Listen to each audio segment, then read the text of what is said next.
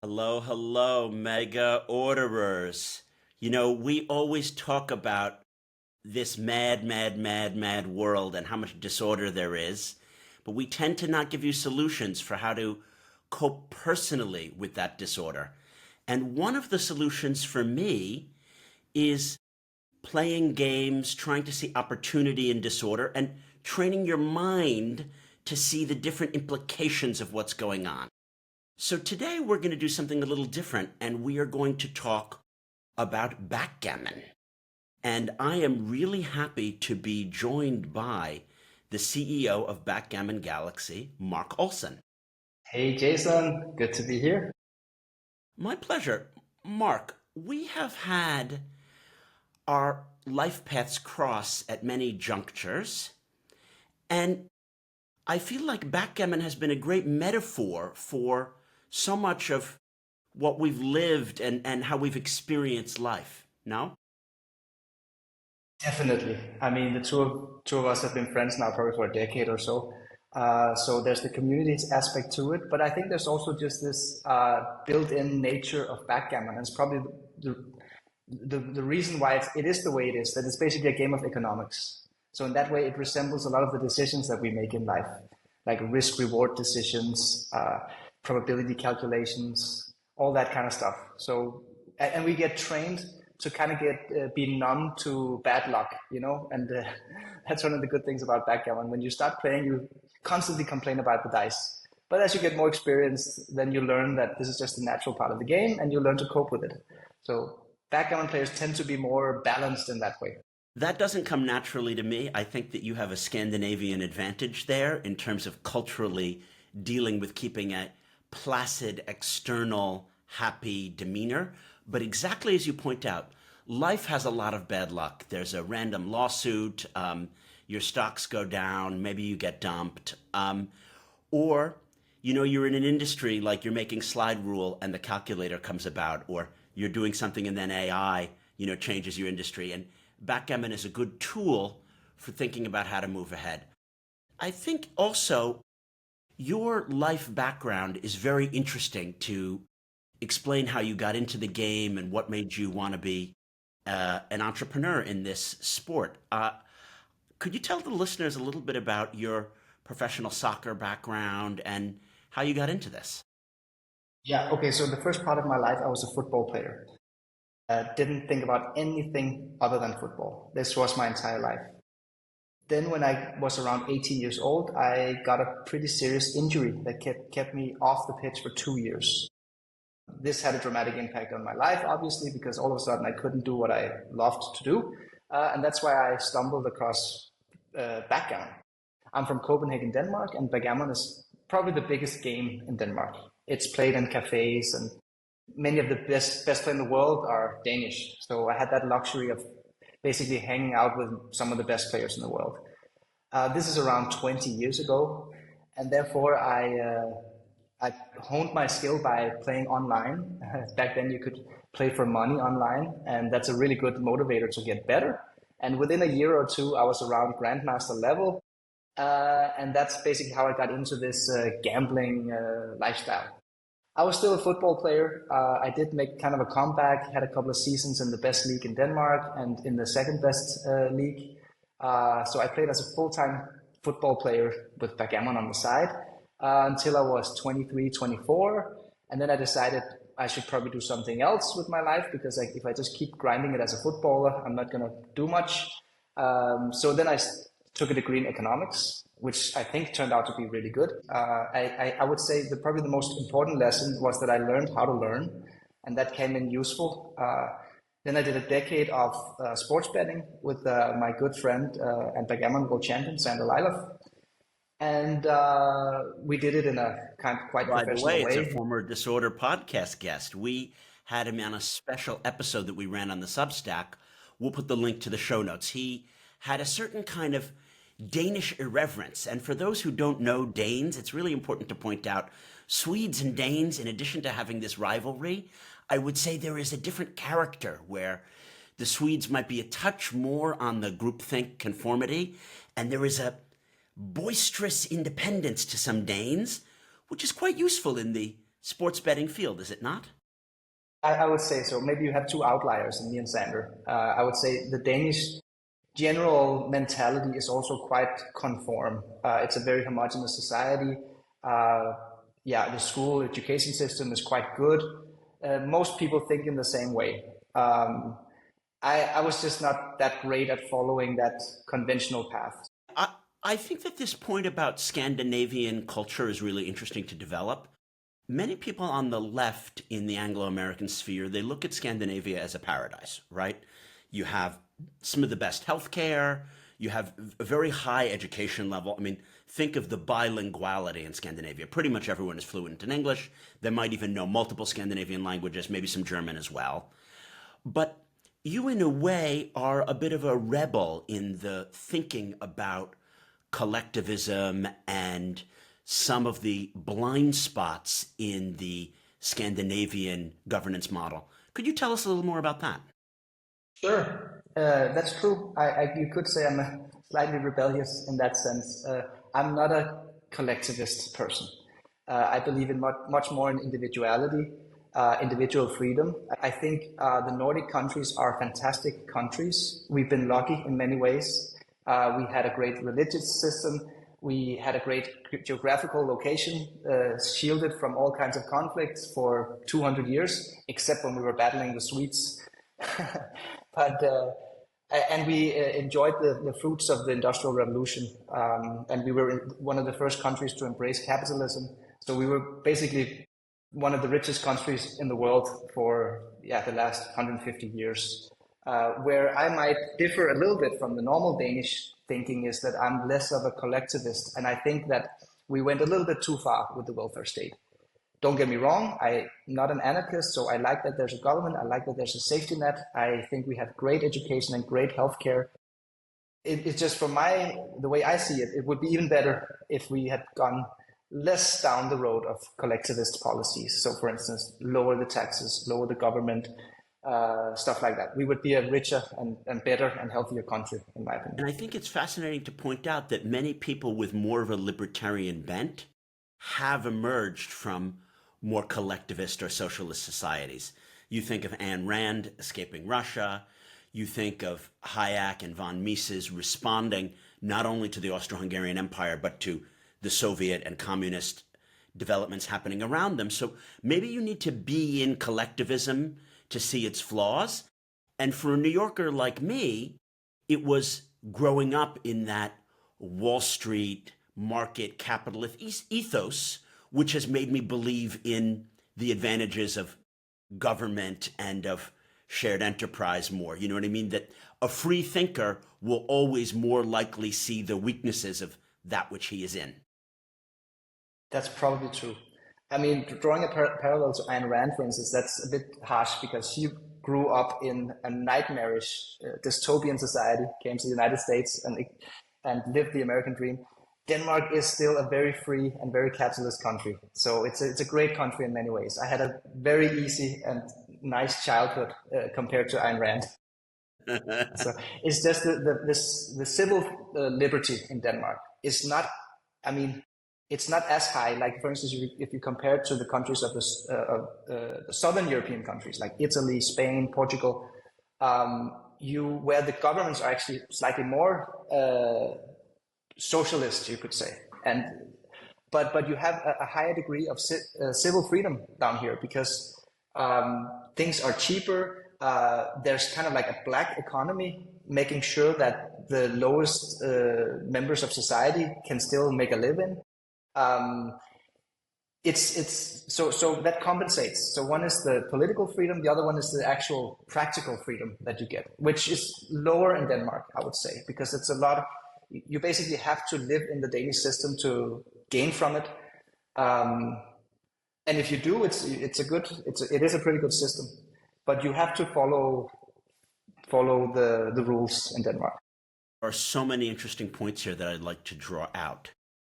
And I want to focus on the question of order. It's because in Denmark or Sweden, cash is almost never used, and order and regulations, whether it's health and safety or how you have to pay employees, are so enforced that the potential of for example, a win-win trade-off or interaction that might take place in Southern Europe or America through the cash economy or bending a rule or paying below the minimum wage, where it does benefit both sides and it happens off the books. That lets economic activity happen, and that can have certain advantages.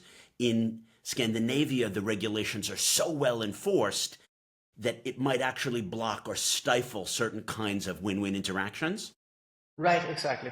And it's kind of a concept. Like you want to have strict laws, but sometimes the laws keep changing. So, and all countries have different laws.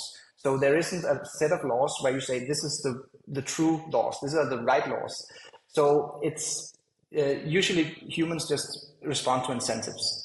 And I think that this is an interesting way of looking at order and disorder. We tend to set up a binary on this podcast whereby order is good, disorder is bad. And obviously that's overly simplified. There can be negative orders. The Soviet Union and fascism are example of negative orders.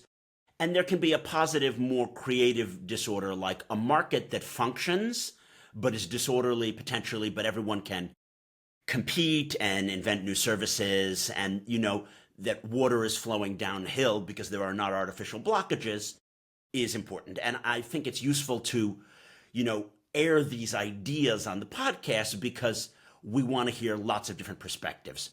It's really interesting, this yin and yang between order and disorder, right? Because if you have perfect order, that's also a kind of tyranny, and it's stifling progress. So both from a psychological point of view and a societal point of view, you want to find that balance where it's probably miserable living in a too orderly society. And there are probably some countries now where it's like, for instance, a very strict conservative religious regime, that's too much order. And then you have some other countries where order is missing, we need to restore order. And how do we find that balance? That's interesting, very interesting. Also from a psychological point of view, this idea, the Jungian idea of integrating your shadow side, for instance, like you don't want to be just orderly 100% of the time, right? Yes, we have these different aspects of our personalities that need to be catered to. There's also a philosophical discussion here about opting out of society. If we go all the way back to the ancient Greeks and Rousseau, there's this idea that you vote with your feet when you think that the order that you're born into is maybe too tyrannical or doesn't suit you, you can opt out. And that opting out can be to create something new, whether it's a city-state like Rousseau wanted to create, or whether it's just creating your own business. So tell us about what you think is the advantages of decentralized learning, decentralized forms of authority, and just your thoughts there. Yeah, okay. So that's a very broad question. It ties back to game theory. It ties back to many things. From a general point of view, decentralized systems are more robust than centralized systems. That's just the way it is. Whether it's in computing, whether it's in governments, or decentralization tends to beat centralization because you don't have single points of failure, because you can utilize, like if you imagine, for instance, the economy is millions of people, each is a node in the network. So that's why capitalism works so well, because you get basically a supercomputer. Each node in the network contributes with whatever little piece of intelligence they have, and the collective is a supercomputer. It's actually impossible. It's like computationally impossible to create a centralized compute unit that can produce the same amount of intelligence as the crowd. We are seeing it now play out in the AI space, where it's still undecided. Are we going to get to like a general superintelligence that's like running on Google servers and it's going to take over the world? Or is it going to be more of a decentralized landscape where you get like each person has their own AI, or 10 different AIs doing all kinds of things? Nature is by nature decentralized, like the way flowers and organisms live and grow. So I would guess that we're going to see the same in the AI space. More of a decentralization than centralization. That's extremely interesting, the idea that nature is decentralized and that, in fact, the competitive forces are going to push us in a decentralized way. You go back to Schumpeter, an Austrian American economist. He wonders, which is that nature leads to monopolies and markets lead to monopoly and monopoly capture. And that something which is incredibly resource intensive, like AI, you need the servers, you need the water cooling of the data centers, you need the tremendous money to get the best chips. It's going to lead to a natural monopoly. There's going to be one best bot. Everyone is going to use it. It's going to have all the advantages of scale, and it will come to dominate. But there's another view which you put forward, which is that as soon as you do that, it has inefficiencies because of its, position of dominance. And then people want to try other ways, and that there's pushback against monopoly, and that there are advantages of decentralization. I am a believer in making sure that there is a free market of competition.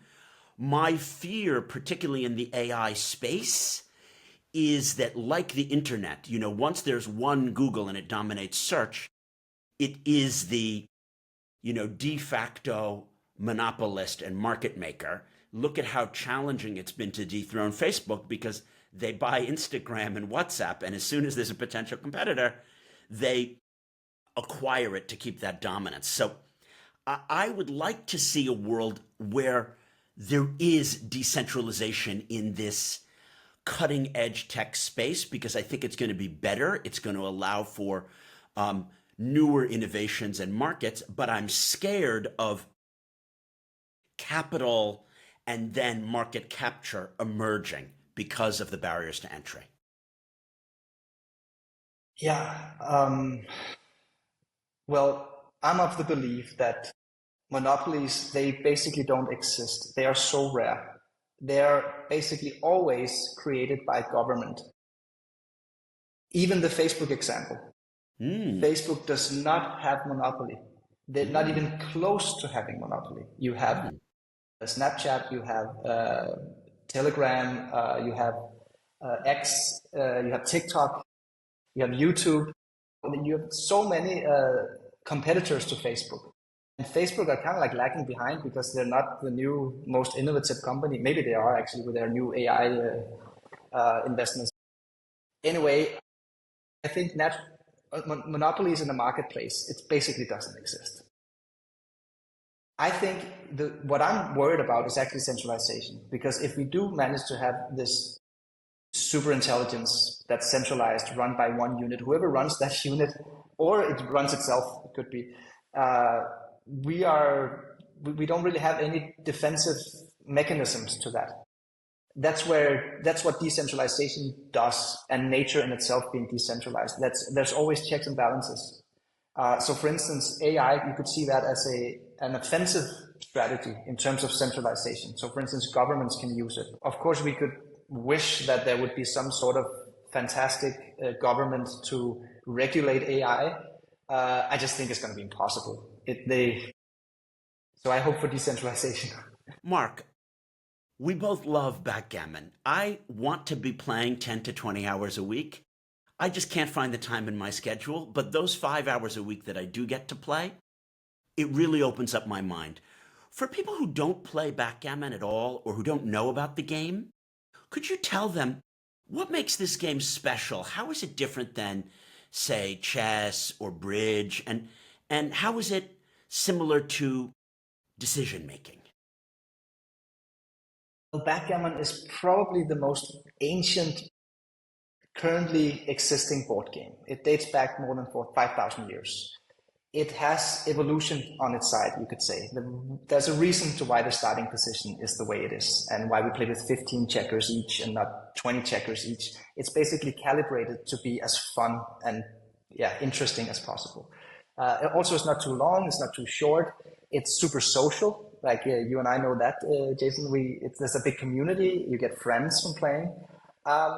And as I guess what relates here to your listeners is exploring this parallel between backgammon as a game and decision making in life, especially I would say economic decision making.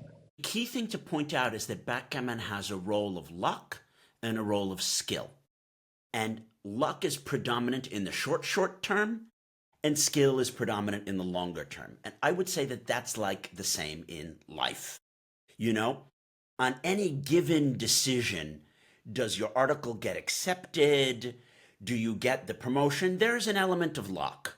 And in fact, you might just get unlucky. You applied 2 minutes too late. You didn't see the advert on LinkedIn in time. But in the long run, if you apply 500 jobs and you have a good university education and you write well, you're going to get something. So long-term skill, short-term luck is actually just like life.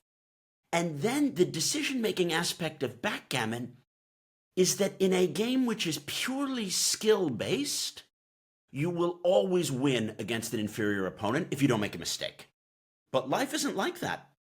You're on the way to the grocery store and you get hit by a car. You're doing something, and then that's the day that the market crashes because, you know, the Iranians attacked Israel or because Trump made a statement and the market crashed. But you have to respond to setbacks. You roll a bad die, and you're like, oh, I might have to switch my game plan here. I was hoping to be in a race, but I rolled 2-1 and then he rolled double sixes. Maybe I need to switch into a holding game, right? And that for me, as someone who's lived with backgammon for 20, 30 years of my life, I realize that it is the best metaphor for what I've lived through. And chess and poker, they have aspects, but they don't have as many metaphors or touch points with my lived experience. For me, I think first and foremost, backgammon is just a game. It's just fun. That's the primary thing of it. And then eventually it turned out to a business because I'm an entrepreneur and I founded Backgammon Galaxy. I got a good team here in the company, and we're trying to build something and scale this beautiful game to tens of millions of users. I think the attraction of the game is basically that you have, it's very simple to learn. You can learn it in 5 minutes, but it's infinitely difficult to master. There's always new levels to unlock. It's hugely complex in terms of point out that people may blow their mind on this. The world's greatest backgammon player is arguably Mochi. He is a Japanese individual. He's absolutely brilliant. There are other great players, Sander, Lylov, who you mentioned, your friend, Zdenek Ziska, a young up-and-coming player. Occasionally they encounter a position that they don't know that you and I would know. And occasionally they will make a mistake. And that is phenomenal. Rare is the chess position where Magnus Carlsen would get it wrong, but I would get it right. But in backgammon, that's possible. Okay, so let me make a parallel there to economic decision making. In backgammon, even though you're a grandmaster, you are rarely 100% sure that your decision is the best one. You just make an educated guess, basically. So there's kind of like a probability distribution of every decision that you make. So it is possible that you find a move that's the best play and Mochi didn't find it. But if you ask me beforehand who's a favorite to find it, Mochi would be the favorite to find over you, obviously, because his probability distribution is different. He has a higher accuracy per decision. And you could for sure say the same thing about being an entrepreneur. You got to make 1 million decisions. The lower your error rate, the more successful you're likely going to be. Or if you're an investor, the same thing, right? How good are you at analyzing the balance sheet of a company, for instance, right? That's a skill if you're like a value investor. Well, you might get it wrong 3 times in a row, but you played it perfectly. You were just unlucky. So I think it's this idea of having a probability distribution of every decision that you make. Backgammon is like the perfect training ground for that. Now I'd like to pivot. It's such a perfect training ground, not only for decisions, but of the iterative feedback loops of learning from decisions. We should point out to the listeners that what we consider AI has as its antecedents attempts by computers to study backgammon. The very first neural net programs, and these are computer programs that learn by playing themselves, were first invented for backgammon at IBM Labs. A man by the name of J.D. Tesoro in the 80s trained a computer to play itself at backgammon and learn what moves were more likely to win against itself. And that was the precursor for so much that happened. Not only DeepMind and other neural networks that, for example, played chess, but even other forms of AI, which are antecedents to now what we have, LLMs, large language learning models.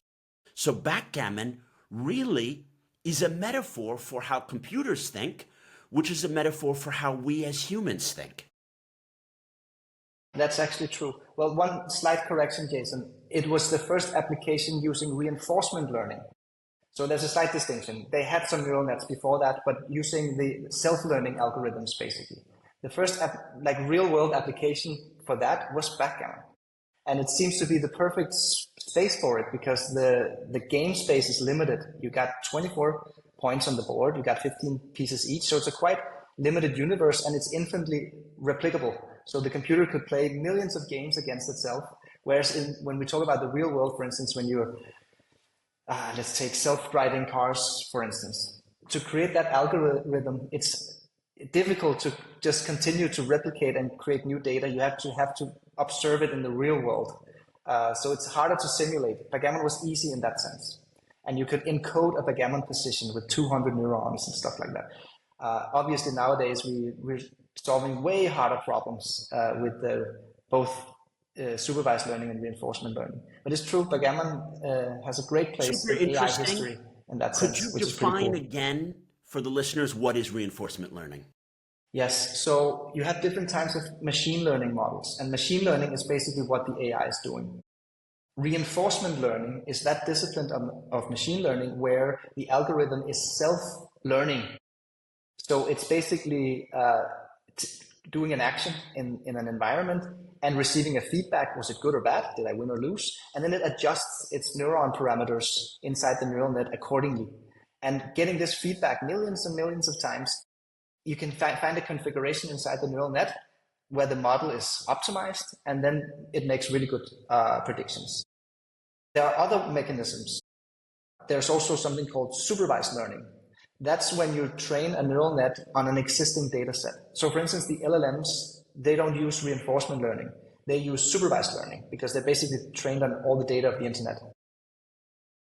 So supervised learning is typically a little bit easier because you already have the data set. You just need to fine-tune the parameters inside of these hugely complex neural nets.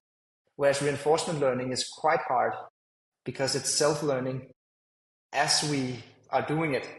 That's what humans do, basically. When you have a kid and you teach the kid how to throw a ball, and humans have this amazing capacity to learn with just very few samples. Like after the kid has thrown the ball 10 times, it's pretty good at throwing the ball. Whereas the neural nets, they typically need like tens of thousands or even millions of repetitions before they start to see the patterns. So there's still some way to go in terms of technology. The human brain is quite amazing.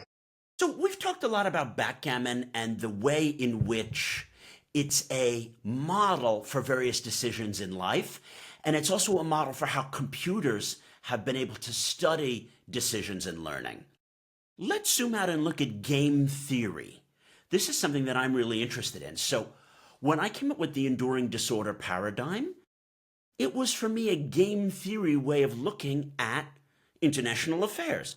I postulate, Mark, that realist IR theorists are incorrect. How do I mean? I'm talking about the Richard Haases and the Eikenberries. They say leaders maximize their concrete interests.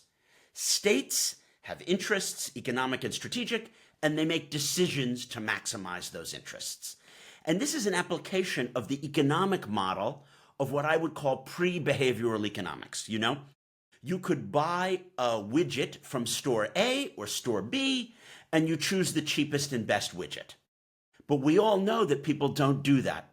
They buy the widget from the store that they like, they don't want to travel a little bit further, or they're just not willing to find out, or they have a pattern and they just buy even the more expensive and worse widget because the marketing is better. And we need a correction, to my mind, to realist IR theory to bring behavioralism in. Putin didn't invade Ukraine because he's like, what would be great for Russia's interests? Is if we unite the entire West against us. No, he obviously made a mistake, because he wasn't trying to maximize Russian interests. And it wasn't just that he miscalculated about Russian interests. He's a human.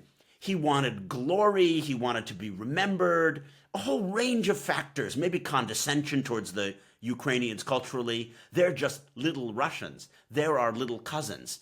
And I think that game theory has so much to say about the real world. And I know that this is a topic that you've thought about. So what would you say to the mega orderers out there about how game theory is relevant for who gets a say in power, for how you look at the world, topics like this? I think game theory is basically everything.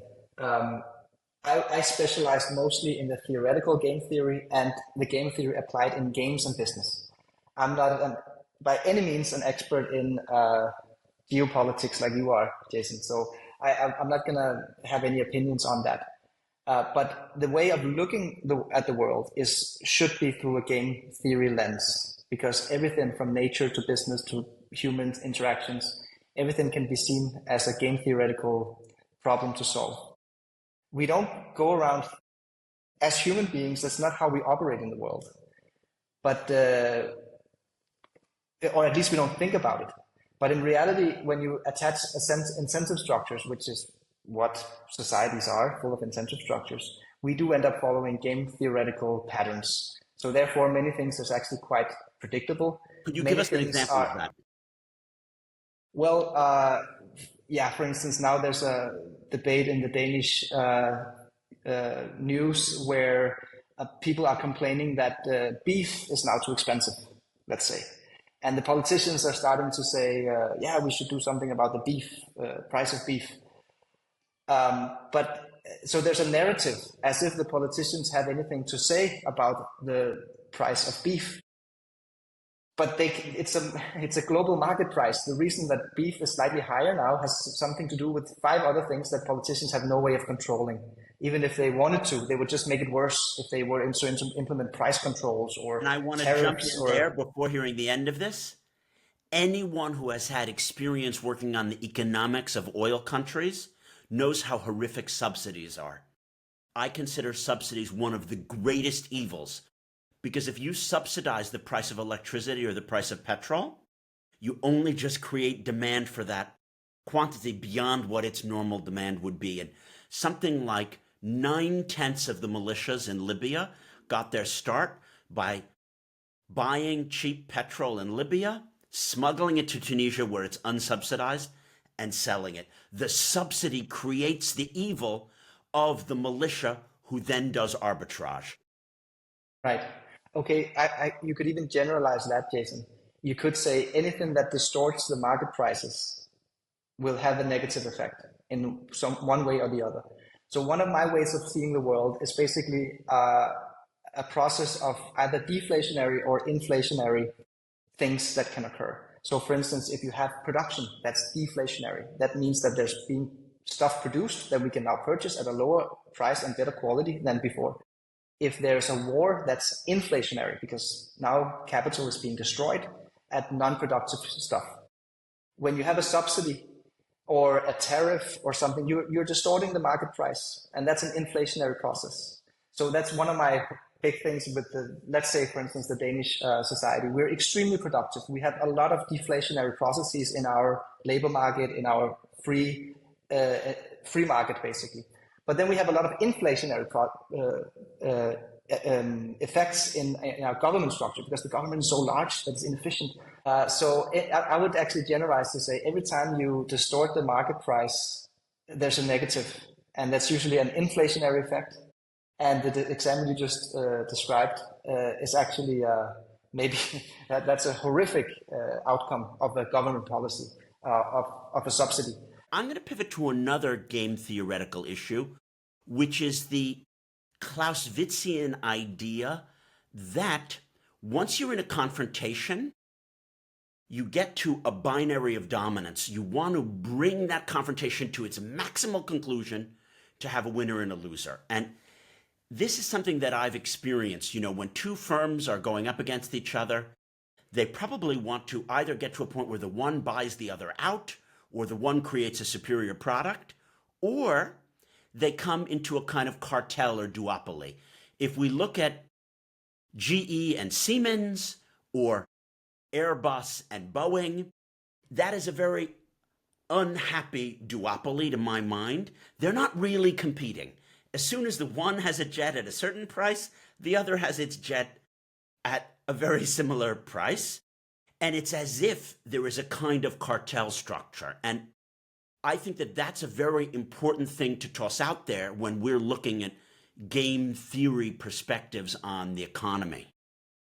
Yes, okay. So first of all, I would say there's a very big distinction in how you define the game.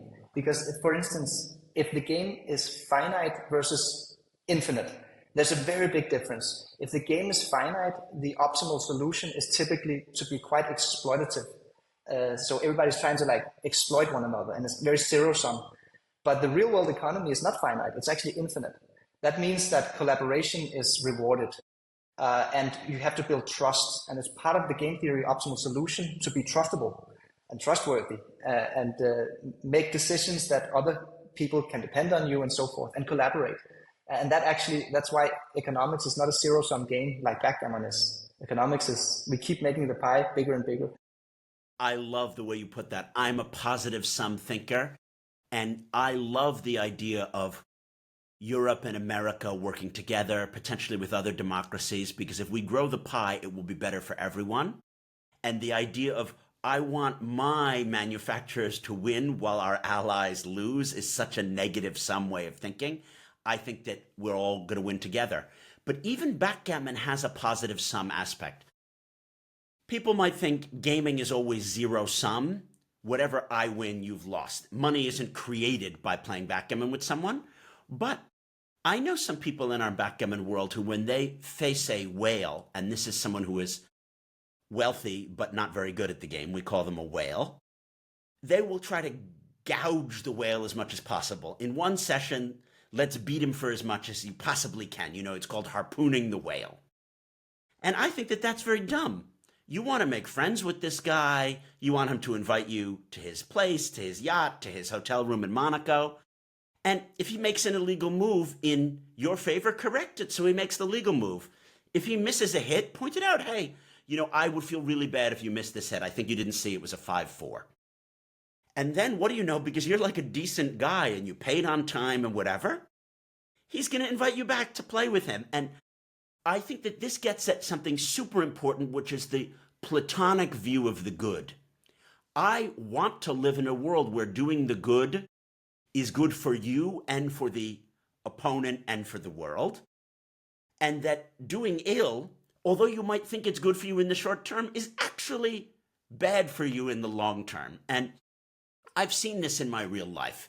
If you stiff someone and you don't pay them and you cheat or you behave badly, I think that we're playing a game which is iterative enough over 4, 5, or 7 decades that it all works out in the end. I agree completely. It's like lying, right? You're better off telling the truth, basically, no matter what the situation is. And as we're talking about order and disorder, we're really brushing up here also on the ethics of games. I know you have a child. What are your thoughts about the ethics of playing games and the lessons that they teach about life? Okay, so this might be a controversial view to your listeners, Jason, perhaps, but I am of the belief that gaming and even gambling, where you play for real money, is a virtue, not a vice, basically. I want my son to integrate that part of his life, rather than just ignore it. And you could say the same thing with alcohol or stuff like that. You want to give some exposure. Otherwise, how can you be a fully mature adult if you've had no exposure to anything that could be stressful or dangerous? That you want them to play with fire to some extent. And I think gambling and games with where you have wagers on the game is a very good training ground for that. You can do it very small stake with no real world implications, but you can teach kids. I know this sounds you don't want to bring your kids to the casino, right? That's not what I'm saying. But you want to teach them the ethics of gambling, where your actions have consequences. Hard work is rewarded. So, for instance, if you're one of the best backgammon players in the world, you're going to win at backgammon. But if you are a terrible player and think you're good, but you don't want to put any time into studying and improving your game, you will get rewarded as well with losing. That's actually a valuable lesson to you. Whereas if you're shielded from that kind of stuff, you might just be an disillusioned adult who hasn't integrated that part of the shadow side into your personality. I am completely convinced by this argument. Before Marc came on the scene, there were lots of backgammon apps where you can play other humans or you can play the computer, but you don't learn anything. You either win or lose, you get a coin or a token, and there was no learning aspect. What you've combined, the fun with the learning, is really what makes Backgammon Galaxy unique. Please tell us more about how you created this app and really what makes it so special. Well, Backgammon Galaxy, the idea came about 2018, 2019 between me and Sander Leiloff, my good buddy, who's also a backgammon world champion. We were both two of the best players in the world, and we were kind of annoyed that there wasn't a great backgammon site out there or backgammon app. So just perhaps being slightly naive, we just started making one, basically. It took a few years. It was a grind in the early stages. It's still a grind, actually, but it was an extra grind in the early stages. We built a prototype. We kind of gathered a pretty good user base from the community because we had access to the community with the status that we had. And then at some point around 2021, we realized that actually this had pretty big potential. The market for backgammon is quite big. So that's where we went out to raise some money for the first time. And in terms of the market, I want to jump in there. People who are not familiar with this game may not realize that in the broader Mediterranean basin and Middle East, this is a game which is really a part of popular culture. From Egypt and Greece and Cyprus all the way through the Caucasus and Israel and Iran, this is a game that the average man is familiar with. He plays in cafes while smoking hookah. And we're speaking of a demographic of tens of millions of people with casual knowledge of this game, tens of millions. And yet in our international tournament circuit, we're speaking of a game with 5,000 to 10,000 people. So there's so much room for growth. Correct. I would even say in the hundreds of millions, Jason. According to our estimates, backgammon is the second biggest board game in the world after chess, if you discount checkers, because I think checkers is just number two because it's played on a chessboard, basically. But it is huge in terms of casual audience. It could be around 500 million people who play as a casual player. Like, for instance, the countries that you mentioned, everybody knows how to play. Like, close to 100% of the population knows how to play this game. It's part of culture. It's also quite big in North America and Europe. Not as big, but it's quite big. I would say America has poker. That's kind of like the national game for Americans. But backgammon, it could be a second or third there. So it's also very big. Our biggest market is the American market.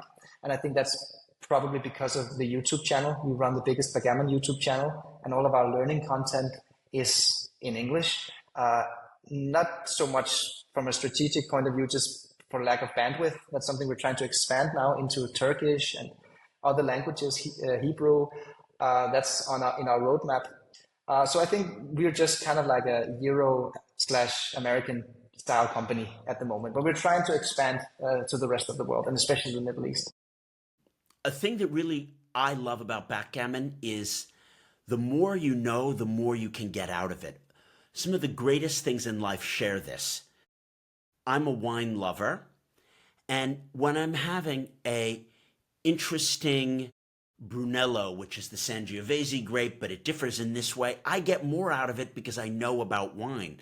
And when you take this to backgammon, I remember, this reminds me of when I was in Nordic Open in 2014 and I played a triple anchor back game, but then this happened. But when I was in Dubai and I was watching this guy and I was commentating that match, he did this. And I want to stress to people, if you're looking for something that You could enjoy spending the time, but actually get more out of it the more that you study. I think that backgammon and Backgammon Galaxy is something that you're going to really enjoy. There is so much depth to this game. Think of the fact that you and I, Mark, have probably played more than 100,000 games of backgammon in our life.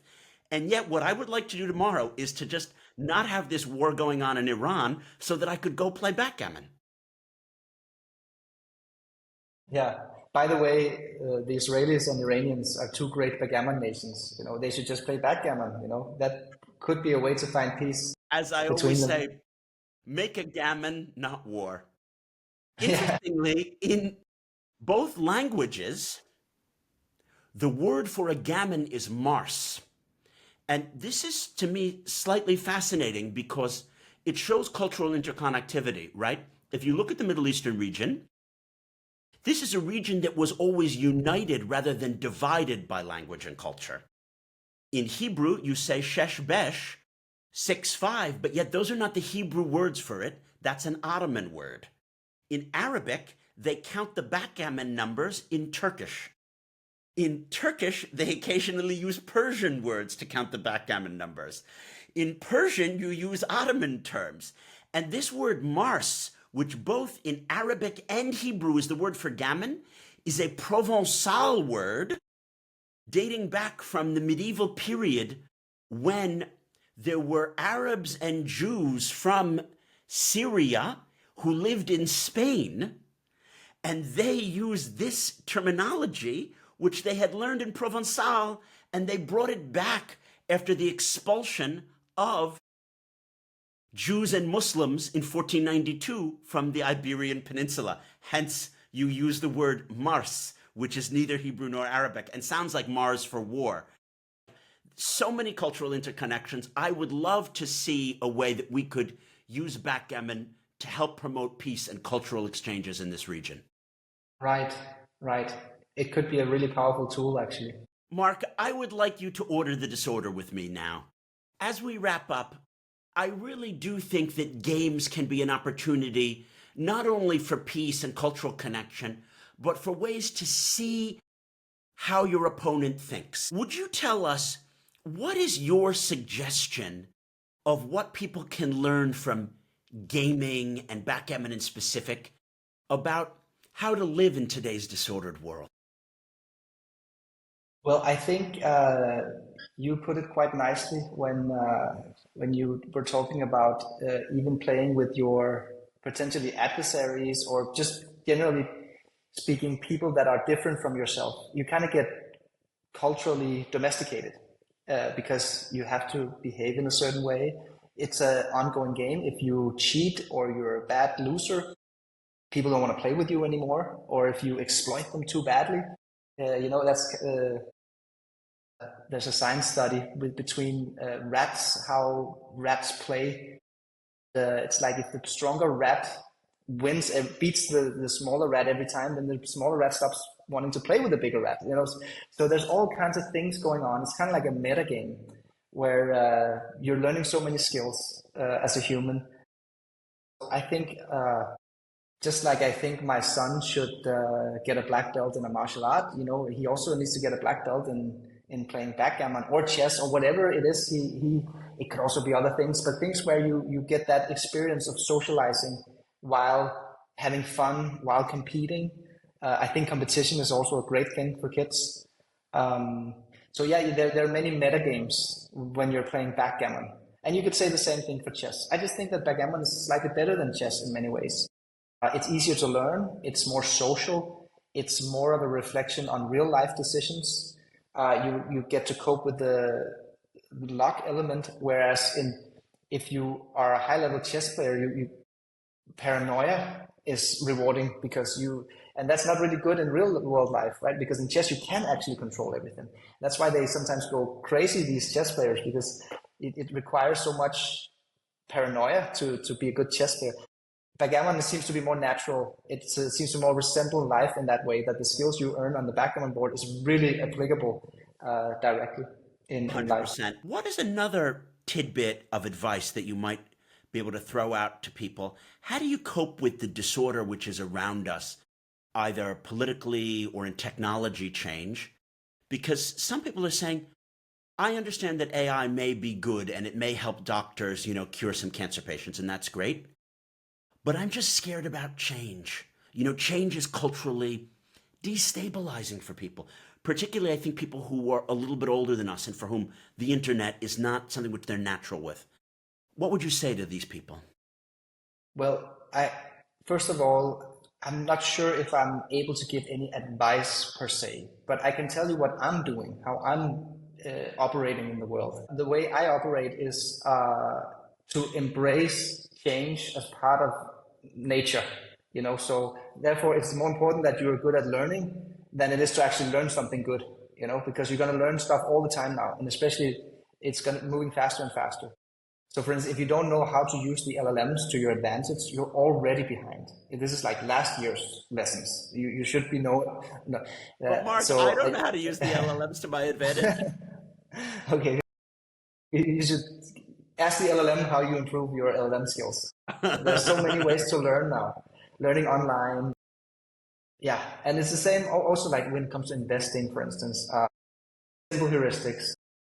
For me, for instance, I lost a lot investing all kinds of stupid crypto things, just stick to Bitcoin. Keep it simple. Bitcoin will always keep growing. Simple heuristic. I've got many in the business sphere as well as an entrepreneur, but that's for another topic probably. That would be my general approach. I just want to say all of these pieces of advice are from Mark, and they're not necessarily endorsed by the Disorder podcast, but we love having a range of views, both on taxation and on crypto, and it's been really fun chatting through this with you. In this age of disorder, should we ask our political leaders to learn poker or backgammon or both?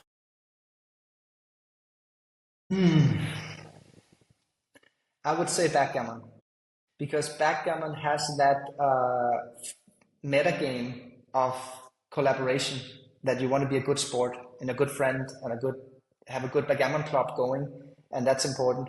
Poker is like mental warfare, so perhaps poker is more applicable to like war strategy and stuff like that. But it's way more evil-minded, where backgammon's really good-hearted between people. So I would probably go for backgammon. You get the game theory, and you get like the meta game of socializing with your colleagues and enemies and stuff like that. I agree that political leaders would serve well to learn any strategic game. Backgammon is probably best, but ones who don't play games at all, I think, are missing out, and we need that kind of skill in political leadership. Last question. What should the mega orderers do if they want to learn more about backgammon? Okay, that's actually not that hard. They should just go to the app stores, whether you're on Android or iOS, and download the Backgammon Galaxy app. You can also, of course, buy books and stuff. I have one. This is my newest book, How to Not Suck at Backgammon. That's kind of like a side gig I have. I write books about backgammon. But and that's you write them very well, because you come up with funny titles like From Beginner to Badass, which is literally the best title of a backgammon book. I have this more advanced one, Cube Like a Boss. I love the title, but Beginner to Badass, wow, so genius, Mark. Thanks a lot. Obviously, reading a book about a game that takes more a high level of ambition. So just download the Backgammon Galaxy app. Start playing for fun. Play against our AI there. It can give you tips on how to make the best moves. And when you're ready, you start playing for rating points, and that would be my gateway drug to the game. Fantastic. It's been a real pleasure ordering the disorder with you, Mark. My pleasure, Jason. It was fun to be here. As always, our producer is the one, the only, the mega game player and orderer-in-chief, George McDonough. If you'd like to find out more about today's episode, follow the links in the show notes, which are going to connect you to Backgammon Galaxy, how to download Mark's app and buy his books, but also some of my musings about how backgammon is connected to geopolitics and how, in fact, we need to beat Putin at poker rather than just trying to play him at chess. That's all going to be in the show notes and Substack. And as always, I am wishing you, the mega orderer, an orderly week.